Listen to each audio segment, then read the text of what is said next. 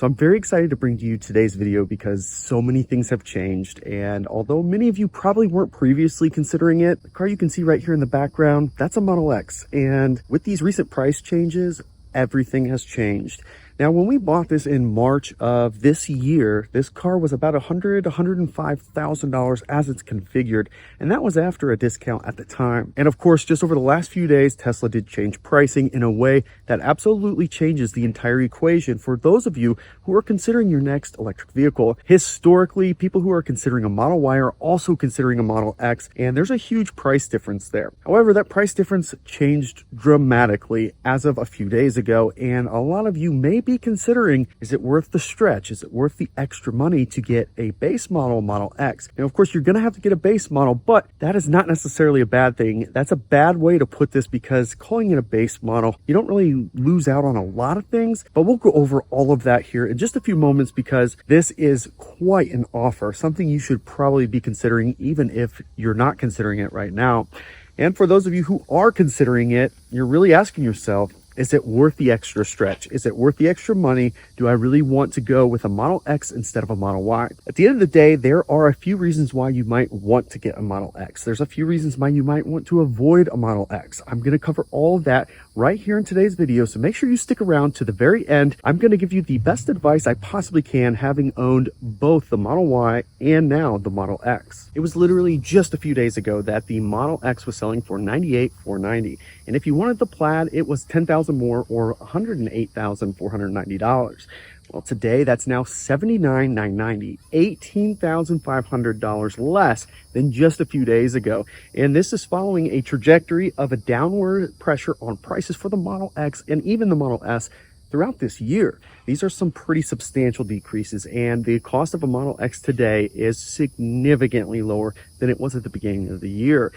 What's more important than that is if you do get the base Model X and you do not add any options to it, it's $79,990. That's an important number because for SUVs to qualify for this new EV tax credit of up to $7,500, they must be under $80,000. So we are $10 shy of that $80,000 cap, meaning a base Model X now is qualified for the $7,500 tax credit.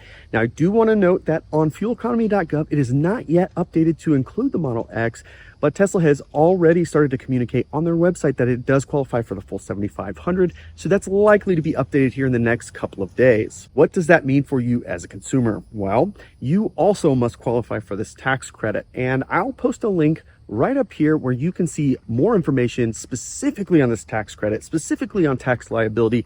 And it's really worth taking a few moments to watch this video to find out exactly how much liability you probably have. It has nothing to do with getting a refund at the end of the year. That is not your tax liability. So please, I implore you, if you're unsure, please watch this video where I'll give you more direction on how to understand your tax liability. That being said, your adjusted gross income must be under $150,000 for individuals and under $300,000 for joint filers. In addition, this is a non-refundable tax credit. What that means is if the vehicle qualifies for the full $7,500, you can only claim as much of that tax credit as you have tax liability for. So if you made $150,000 this year and you have $20,000 in tax liability that you've paid in your paycheck throughout the year, you're going to get that full $7,500. If you made $50,000 this year and you only paid $5,000 in taxes throughout the year in your paycheck, and that is your tax liability, then you would only get $5,000 of that $7,500. Non-refundable means you do not necessarily qualify for the whole thing. So income and your liability must get you to that $7,500. So this is where things are going to get a little bit crazy because at the time that this happened, I was almost done editing and uploading a new video talking about, is it worth buying a car right now? And the Model X was a part of that discussion. And in that time, I actually did an analysis on every Model X available in my area.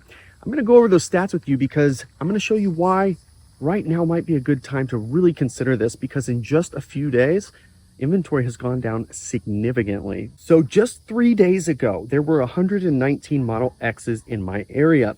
100 of those were long-range models and 19 of those were Plaid.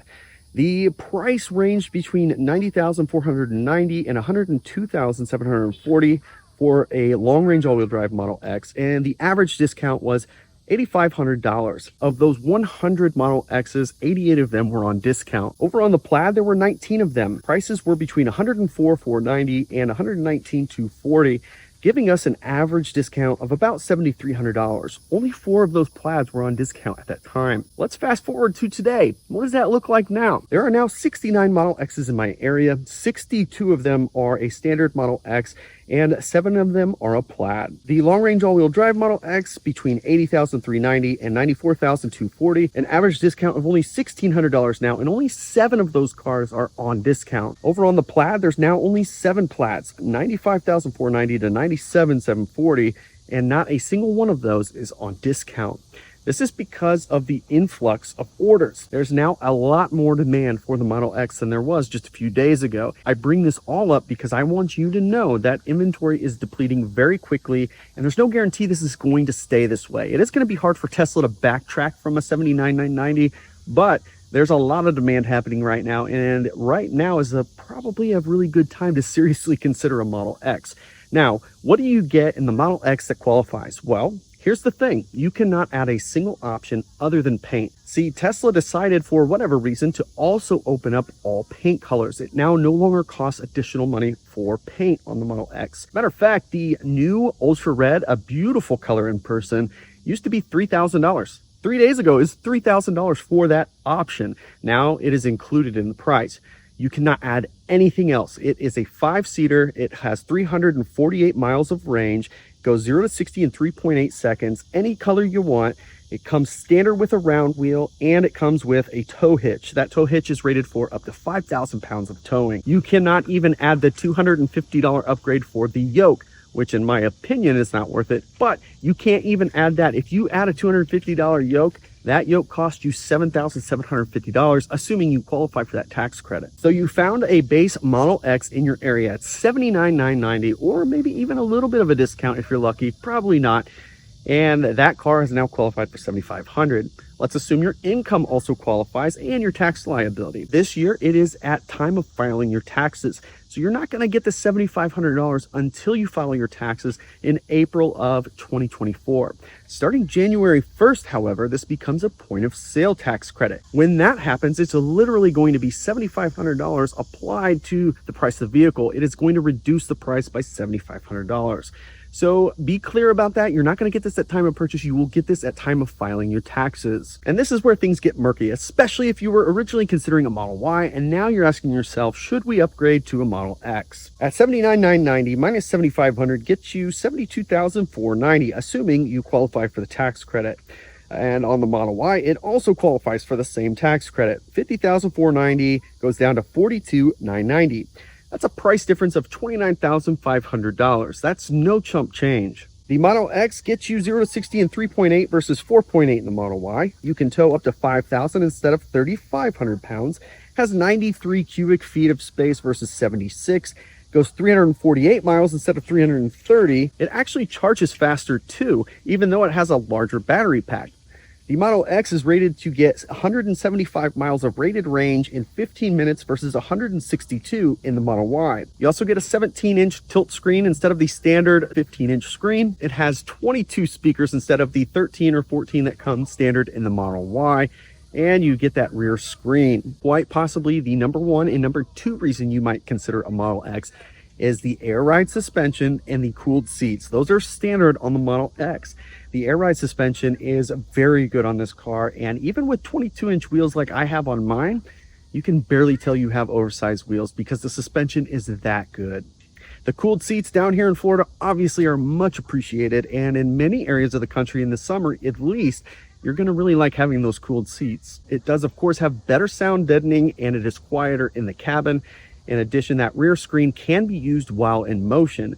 As a matter of fact, your children can be streaming Disney Plus in the back of the car while you're driving down the road. No surprise here, it is a roomier car, so there's much more space on the inside on top of that additional storage space. So the sub trunk is larger, the frunk is larger, but The interior dimensions are larger as well, meaning there's more space between door to door. You're going to hear this all the time. Some people love it, some people hate it. The Falcon doors, those are part of this package as well, which are kind of cool, I suppose. The car overall is larger. It does sit higher, and you have this heads-up display right in front of the steering wheel, like a traditional vehicle that you might be used to. No, this doesn't all come with sunshine and rainbows. There's actually some downfalls to some of these things that I just listed. I want to start with the Falcon doors because they are extremely complicated.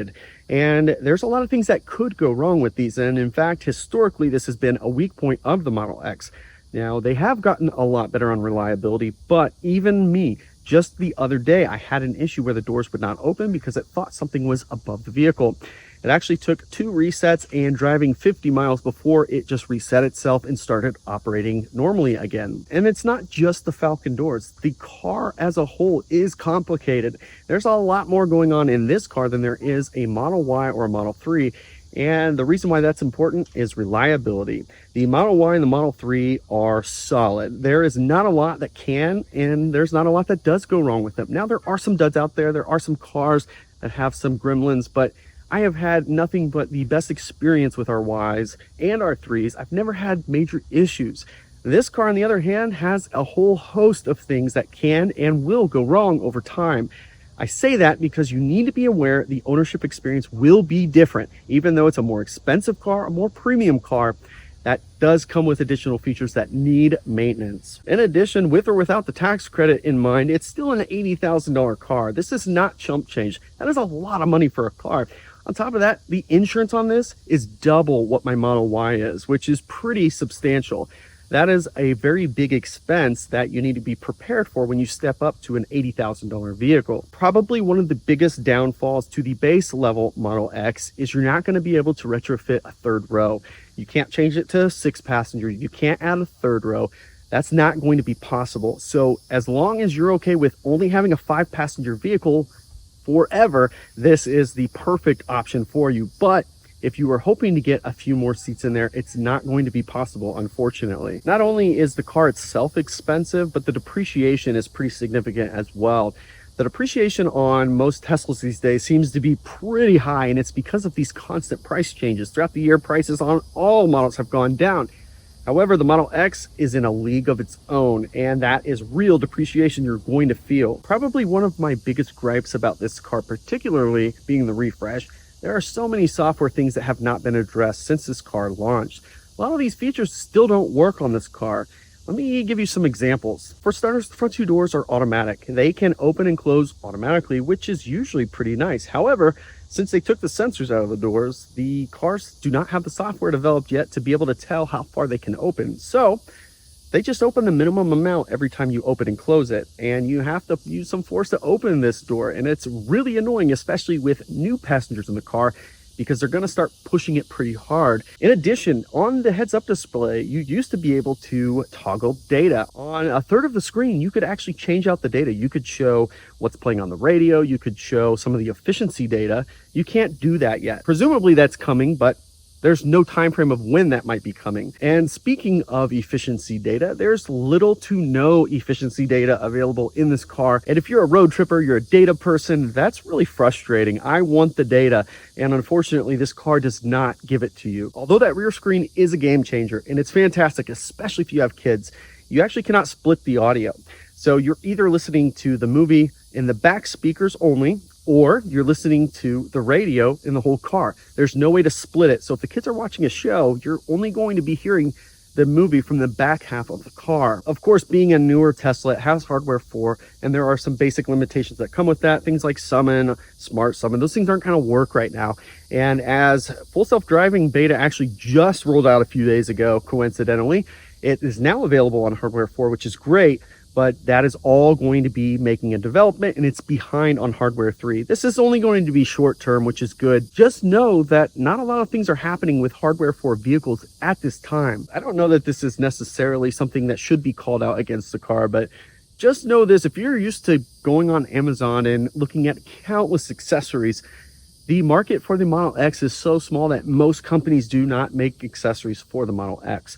As a matter of fact, there's maybe 3, 4, maybe 5 accessories total available for this car. There's very little market out there, so most manufacturers don't spend the time to develop and sell products for the Model X. I probably own every accessory that's available, which includes a center console tray. I have a screen protector, and then of course my 3D MaxFire floor mats.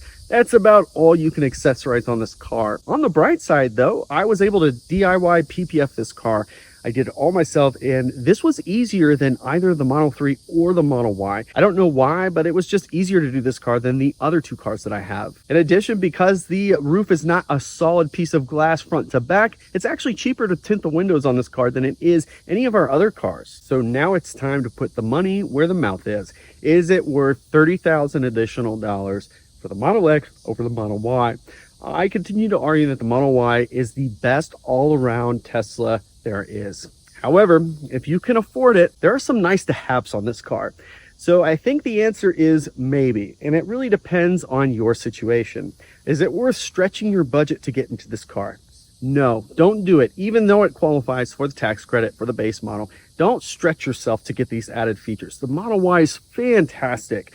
If you have enough money and it's not a big deal to spend this kind of money, absolutely spend the extra money, live a little bit. It's a great car, has a ton of cool features with it, super comfortable, and this thing is a road trip machine. But with all that said, and being as transparent as possible, just know it's not going to be the same ownership experience as a Model 3 or a Model Y. You're going to have issues with this car, and you're going to have to schedule service, which is very painful. In my experience, I was just pushed to September 26th to have some basic things addressed in this car. It's almost a month before I can get an appointment, unless I drive 100 miles away, which I could get it in maybe a week or 2. So this is kind of an issue. And if you spend this kind of money, you're probably used to a different experience at a service center or a dealership or whatever. This is a big problem. Tesla is addressing it. Even in my area, they're building a brand new service center.